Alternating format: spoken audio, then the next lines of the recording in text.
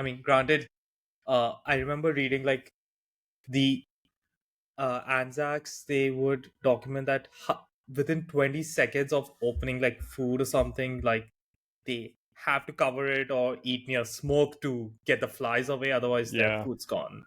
yeah, that's gross. But you know, John Monash, the way he directed the Battle of Hemel, that is amazing because that is the first battle of World War I where he used a short and heavy bombardment with a creeping barrage with the use of tanks to carry supplies for the infantry, and also bombers were dropping not bombs but supplies to the frontline soldiers.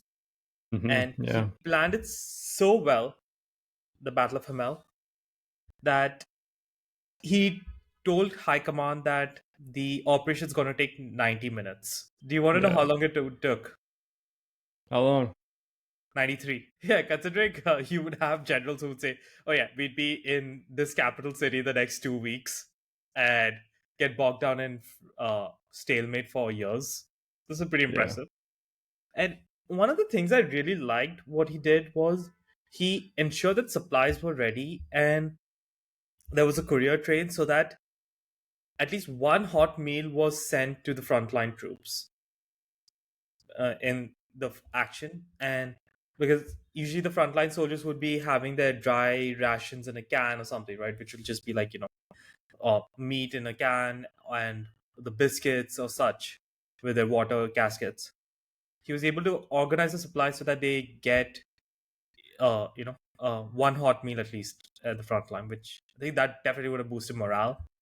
And I think it was after this that the British Army really started that um, strategy that the supply corps would choose in World War II, where frontline soldiers would be given one hot meal a day, regardless where they were. I think yeah. I probably if mean, you were not, as long as you were not like serving under Wingate turtle eggs and onions. and walking Oh my naked and god. having your officers check your diarrhea. Yeah, I probably should do a biography of Wingate. I mean, he's been done to death because he's like the most one of the most bizarre characters ever seen in World War II. But it's always fun to talk about his craziness. And like, I love the primary sources where people are like, he has this watch and alarms would go off all day. We have no idea what the purpose of the watch is. Oh, didn't he wear an alarm clock at one point? I can't remember. I think he had several watches with the alarms that were set to go off at different Yeah, times, as you mentioned. And I think he had like a necklace of some vegetables, and I think well, he one had was an also onion half eaten. necklace. Yeah, and one of those onions is like half eaten or something. Yeah, because And he believed it would. Yeah, anyways, yeah. yeah, and not to mention he would apparently be wandering around camp completely naked. Yeah, he was a nudist. Big time.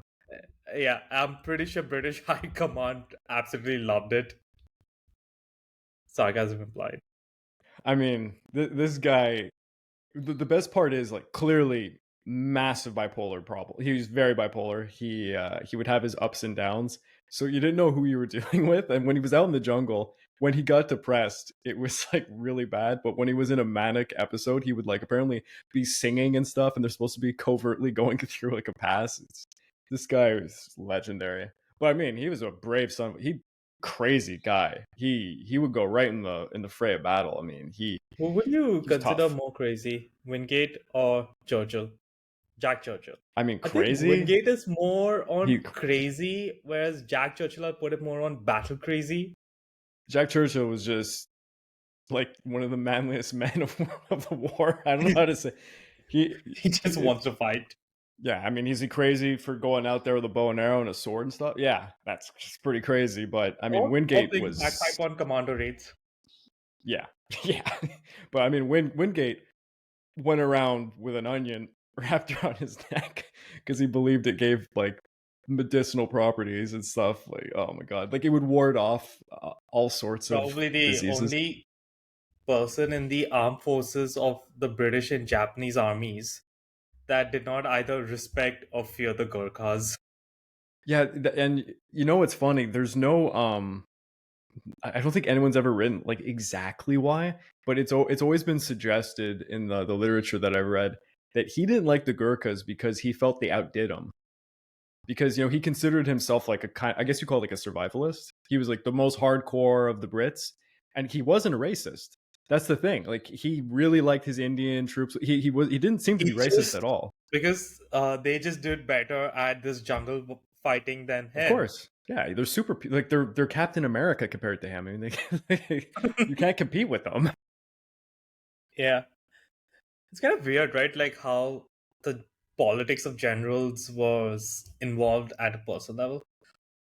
I think one of Wingate's successor brigadiers or majors at that time, Yeah, with a light brigade, right? Given that they were deep infiltration units, you're going to operate very light. And they literally are ordered by Stilwell to attack an entire entrenched Japanese division in Burma. I mean, it, it it was a bad situation. I can because everyone loves to shit on Vinegar Joe, but he needed the objective, and the units were there. He assumed that they were trained to do that if they had to, but of course they're not equipped for it. They only have small arms. Yeah, Look, I he get it that the units are there, but wouldn't it, you know that if it's a deep infiltration unit, they're not going to have heavy weapons. and they're going to take massive casualties, and they did. They were decimated, and yeah, I I think that mean, Major literally just stormed over to Stilwell's headquarters and gave him a piece of his mind. yeah, it was a I can't massive recall his failure. Yeah, I can't recall his name. I remembered it, but right now it's just eluding me. because the issue wasn't so much storming the positions; is they took a position and then they had to defend it, but Yeah. they're they have light arms, like they don't have artillery or nothing. So They yeah, you might just have what, maybe if you're very lucky, one or two field guns, and that is the smallest calibers. yeah, you Because see, need they did have motors like a mostly. Yeah. yeah, because they did have like a landing strip, so I'm just making the very bold assumption. Mostly would be motors and your pistols, few grenades, and maybe one or two machine guns at most, because machine guns are pretty expensive and heavy to Yeah, move around. Though at least certainly if you're out in Brits, the jungle. the Brits at least had like they not have something like an MG34 or MG42, which took so much time to manufacture. Yeah, but the MG42 is one of the best machine guns of World War. That's a True, good machine gun. it is true, but if you were to consider the time it took to make one, the British could actually manufacture Oh, three. I mean, you can't ever like anything that the Germans made. Like it's fantastic equipment. MP40, what do you call it? The STG 44, best modern rifle, probably World War II. But yeah, they could barely make enough of them to fit a Actually, unit. because of the symbolism of the regimes in fascist Italy and Nazi Germany at that time, the uniforms were actually very important.